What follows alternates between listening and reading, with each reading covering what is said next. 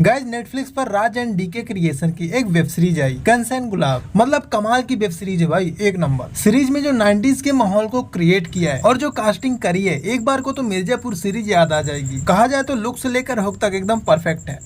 Hello guys, मैं हूं रवि और आप देख रहे हैं मूवी मसाला 24। अगर आप चैनल पर नए हो तो do subscribe. So guys guns and Gulab web series आ चुकी है। वैसे राज एंड डीके का नाता नेटफ्लिक्स से पहली बार जुड़ रहा है। इससे पहले द फैमिली मैन का दूसरा सीजन बनाया, फिर फर्जी का पहला सीजन बनाया जो ब्लॉकबस्टर हिट हुई, और अब गन्स एंड गुलाब लेकर आए हैं जिसकी कहानी इन दोनों वेब सीरीज से काफी अलग है। इसके बाद द फैमिली मैन का तीसरा सीजन है और फर्जी का दूसरा सीजन है। इन पर भी अभी काम चल रहा है। तो अपन बात करते हैं गन्स एंड गुलाब की, जिसमें 90s के दशक की कहानी को बताया गया है, जहाँ दो बड़े गैंगस्टर होते हैं, वो लोग एक डील के चक्कर में एक दूसरे से गैंगवार करते दिखाया गया है। भाई साहब गन्स एंड गुलाब के कैरेक्टर्स भी बड़े ही कमाल के हैं। यूं समझो कि गन्स एंड गुलाब का पूरा भार इन चारों के कंधों पर ही टिका है बस। पहला है पाना टीपू यानी राजकुमार राव, जो एक मैकेनिक का काम करता है। सब उसे टीपू पाना इसलिए बुलाते हैं क्योंकि भाई साहब ने एक पाने से दो लोगों का मर्डर कर दिया था। वैसे इनकी लव स्टोरी बड़े कमाल की है। दूसरा है चारकट आत्माराम यानी गुलशन देवैया। लोग एकदम खूंखार है, एक दांत सोने का है, चलते हैं अपनी फटफटिया से, और लोग इसे चारकट आत्माराम इसलिए बुलाते हैं क्योंकि भाई साहब चार कट में ही आत्मा की शुद्धि कर देते हैं। लुक एकदम बवाल है, मजा आएगा। और तीसरे है हमारे जूनियर गांची यानी आदर्श गौरव। ये कैरेक्टर मुझे काफी ज्यादा पसंद आया। उनका जो लुक है, उनका जो स्टाइल है, बोलने का जो तरीका है, वो मुझे काफी अच्छा लगा। सीरीज में वो एक नालायक और नकारा बेटा बने, लेकिन ऑन स्क्रीन माहौल बना के रखते हैं तो मजा आता है। और चौथे कैरेक्टर है नारकोटिक ऑफिसर अर्जुन वर्मा यानी दुलकर सलमान, जिसने इन सब गैंगस्टर के दिमाग में चरस बो देते हैं। बाकी और भी बेहतरीन एक्टर हैं, जैसे सतीश कौशिक है, इनकी ये आखिरी फिल्म है। टीजे भानु है और श्रेया धनवंतरी भी नजर आएंगी।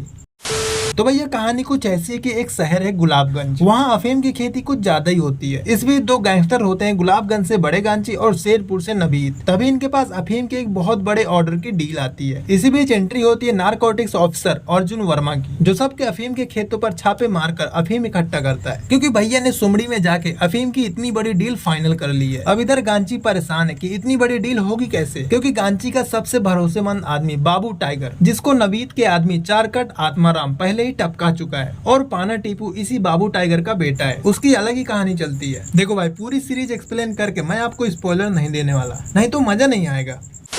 अब इसी दौरान हमारे बड़े गांची कोमा में पहुंच जाते हैं और अफीम की डील को पूरा करने की जिम्मेदारी जूनियर गांची अपने नाजुक कंधों पर ले लेते हैं। तो अब सीरीज में देखना ये होगा कि क्या जूनियर गांची की अफीम की डिलीवरी होती है या नहीं, या फिर कौन अफीम के इतने बड़े डील को पूरा करता है। सीरीज के अगर अच्छे बुरे की बात करें तो एक काम बढ़िया है कास्टिंग का। आदर्श और राजकुमार एकदम सॉफ्टी फेस, चॉकलेटी फेस, एकदम लवर बॉय टाइप। साथ ही दुलकर सलमान और गुलशन का एक्शन वाला तड़का देखकर तो मजा ही आ जाता है। इसके टोटल 7 एपिसोड है, एवरेज 45 मिनट के। सब ठीक है, लेकिन मुझे लगता है कि जो सीन स्लो लगते हैं, जो बिना मतलब सीरीज में घुसाए गए हैं सीरीज के रन टाइम को बढ़ाने के लिए, अगर उनको हटा दे तो हर एक एपिसोड को 40 मिनट में ही समेटा जा सकता था। डायरेक्शन की बात करें तो कहानी के हर एक चीज पर बारीकी से ध्यान दिया गया है। चाहे उनके लुक को देखें या 90s के माहौल को देखें, एकदम हूबहू लगता है। चाहे चारकट आत्माराम हो, पाना टीपू हो, जूनियर गांची हो या अर्जुन वर्मा हो, सबके लुक और स्टाइल 90s से मैच खाते हैं। साथ ही टीजे भानु का कैरेक्टर भी लाजवाब है। इसी के साथ स्कूली बच्चों को भी लपेटा गया है। उनको कहानी के बीच भी देखना अच्छा तो लगता है, लेकिन वही लोग कुछ जगह पर बोर भी करते हैं। बाकी जो एक यूपी का अंदाज है, हर एक बात के बीच गाली देना, उसका भी पूरा ध्यान रखा गया है। बाकी डायलॉग की बात करें तो 90s के हिसाब से सबके डायलॉग और डायलॉग डिलीवरी का अंदाज एकदम जबरदस्त है। फिर है म्यूजिक, सीरीज का साउंड ट्रैक भी एकदम परफेक्ट है, कहीं कोई लोचा नहीं लगता। सीरीज 90s के सुरों को पकड़ के चलती है तो मजा आता है। तो जैसा कि मैंने पहले भी बताया कि गन्स एंड गुलाब के टोटल 7 एपिसोड हैं, तो स्टार्टिंग के सारे एपिसोड आपको थोड़ा स्लो लग सकते हैं, क्योंकि पहले कहानी अपने सारी कैरेक्टर को आपसे मिलवाती है। 5वें 6वें एपिसोड में थोड़ा इंटरेस्ट आता है, क्योंकि कहानी का पॉइंट भेजे में घुस जाता है कि आखिर में क्या होने वाला है। फिर है 7वां एपिसोड, जो भी मजा है सब इसी में। तो मेरे हिसाब से कहानी में कुछ सीन जबरन घुसाए गए हैं, जिससे सीरीज थोड़ी स्लो हो जाती है। हर एपिसोड 40 मिनट का होता तो और सही रहता, लेकिन लास्ट में कहानी का ट्विस्ट देखकर मजा आता है। बाकी राजकुमार राव, दुलकर सलमान, आदर्श और गुलशन ऑन स्क्रीन आपको मूतने भी नहीं जाने देंगे, और इस सीरीज में आपको हंसने का पूरा मौका मिलेगा। और यहाँ पर कैमरामैन की भी तारीफ करनी पड़ेगी। ऐसे ऐसे शॉट देखने को मिलते हैं जिससे आप इस सीरीज से आसानी से जुड़ जाते हो। हूबहू मिर्जापुर वाली फील आती है। कई जगहों पर ऐसे सरप्राइज एलिमेंट है जिन्हें देखकर मजा आता है। सो गाइस गन्स और गुलाब में कॉमेडी के साथ क्राइम और थ्रिल का तड़का देखने लायक है। और अगर आपने ये सीरीज पहले ही देख ली है तो नीचे कमेंट करके बताएं कि ये सीरीज आपको कैसी लगी।